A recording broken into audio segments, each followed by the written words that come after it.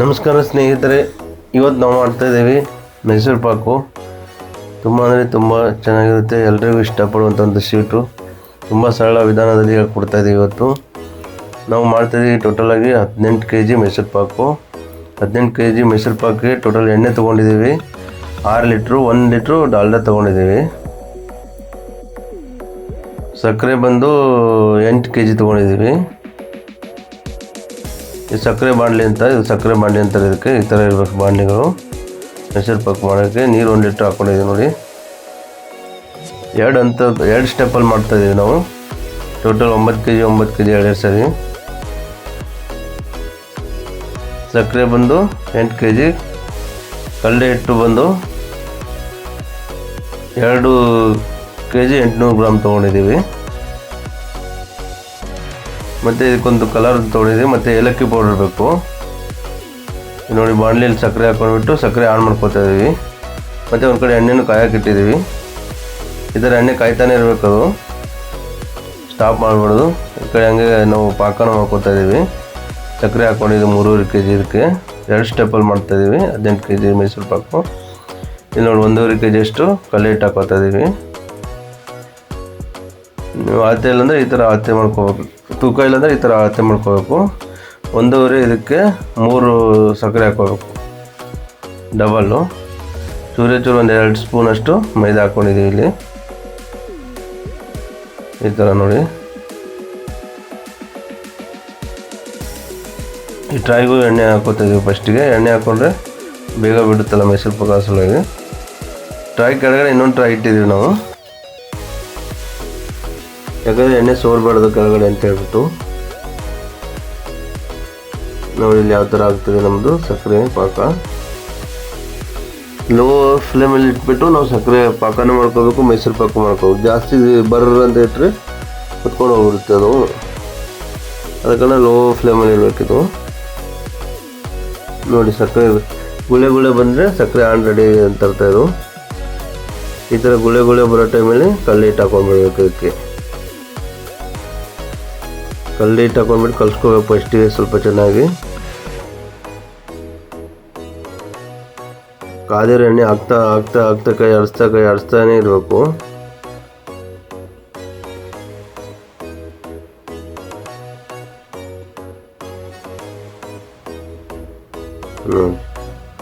ಕೈ ಆಡಿಸ್ತಾನೆ ಇರಬೇಕು. ಚೆನ್ನಾಗಿ ಎಣ್ಣೆ ಕಲಿತಲ್ಲ, ಕಲಿತಾದ್ಮೇಲೆ ಎಣ್ಣೆ ಹಾಕೋಕ್ಕೆ ಸ್ಟಾರ್ಟ್ ಮಾಡಬೇಕು ನಾವು. ಕಾದಿರೋ ಎಣ್ಣೆ ಇರಬೇಕು ಇದಕ್ಕೆ, ಒಳ್ಳೆ ಖಡಕ್ಕಾಗಿ ಕಾದಿರುವ ಎಣ್ಣೆ ಇರಬೇಕು ಇದಕ್ಕೆ. ಎಲ್ಲ ಗಂಟೆಲ್ಲ ಹೊಡಿತಾ ಇದೀವಿ. ಇವಾಗ ಸ್ವಲ್ಪ ಹುಷಾರಾಗಿ ಮಾಡಬೇಕು. ಈ ಥರ ಮೈಸೂರು ಪಾಕು ಮಾಡುವಾಗ ಮೈಯೆಲ್ಲ ಸಿಡುತ್ತದು ನೋಡಿ. ಯಾವ ಥರ ಬರ್ತದೆ. ಒಂದು ಸಾರಿ ಎಣ್ಣೆ ಹಾಕ್ಕೊಂಡಿವಿ, ಈಗ 2ನೇ ಸಾರಿ ಎಣ್ಣೆ ಹಾಕೋತೀವಿ ನೋಡಿ.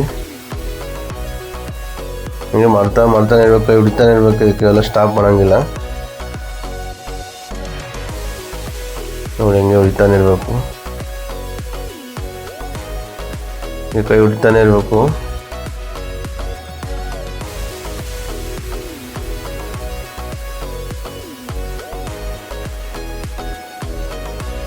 ನೋಡಿ ಯಾವ ಥರ ಬರ್ತಾಯಿದೆ. ಇದೇ ಥರ ಎಣ್ಣೆ ಹಾಕ್ಕೊಂತ ಹೋಗ್ಬೇಕು. ಅದು ಮೈಸೂರು ಪಾಕು ಯಾವ ಥರ ಬರ್ತದೆ ನೋಡಿ. ಮತ್ತೊಂದು ಸರಿ ಹಾಕೋತೀವಿ ಎಣ್ಣೆ.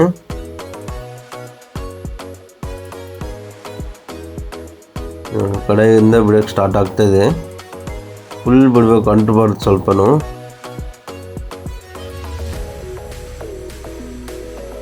ಅಂಟಬಾರ್ದು ನೋಡಿ. ಮತ್ತೊಂದು ಸರಿ ಎಣ್ಣೆ ಹಾಕೋತಿದ್ದೀನಿ.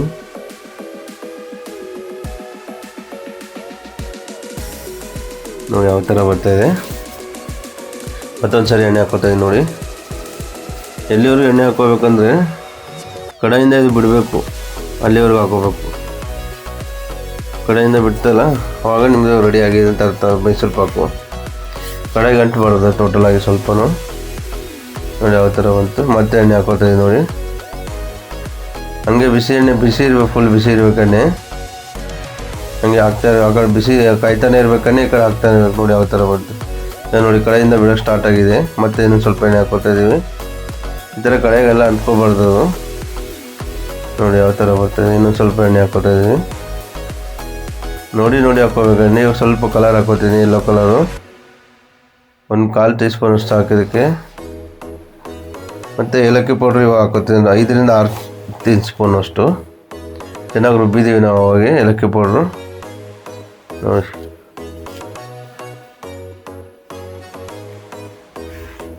ಈ ಥರ ಹಂಗೆ ಕೈ ಹೊಡಿತಾನೆ ಇವಾಗ ಸ್ಟಾಪ್ ಮಾಡಿದ್ರೆ ಹೊತ್ಕೊಂಡು ಹೋಗ್ಬಿಡುತ್ತೆ. ಈ ಥರ ಹಂಗೆ ಹೊಡಿತಾರೆ ನೋಡಿ. ಕಡೆಯಿಂದ ಬಿಡ್ತಾ ಇದೆ ಇವಾಗ, ಕಡೆಯಿಂದ ಬಿಡ್ತಾ ಇದೆಯಲ್ಲ. ಇನ್ನೂ ಸ್ವಲ್ಪ ಎಣ್ಣೆ ಹಾಕೋಬೇಕು ಇದಕ್ಕೇನು. ಇದು ಗಟ್ಟಿ ಮೈಸೂರು ಪಾಕ್ ನಾವು ಮಾಡ್ತಾ ಇರೋದು.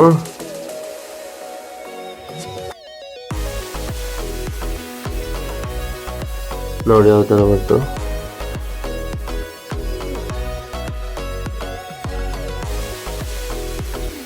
ನೋಡಿ. ಹೌದು, ಇನ್ನೊಂದು ಸ್ವಲ್ಪ ಎಣ್ಣೆ ಹಾಕೊಂಡಿದ್ದು ನೋಡಿ.